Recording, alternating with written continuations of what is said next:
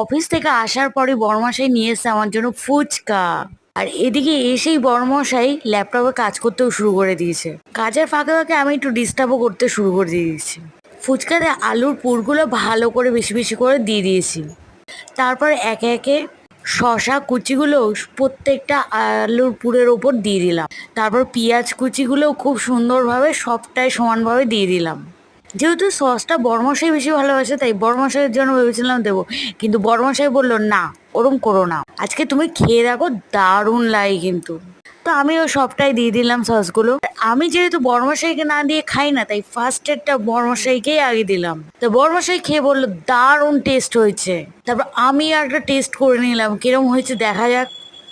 সত্যি আমিও খেয়ে দেখলাম দারুণ লেগেছে। আজকের টক জলটা কিন্তু মোটামুটি ভালোই ছিল। তারপর আমি একটা টেস্ট করার পর বড়মশাইকে যেই থালাটা দিতে গেলাম, বড়মশাই বললো এতগুলো সব আমার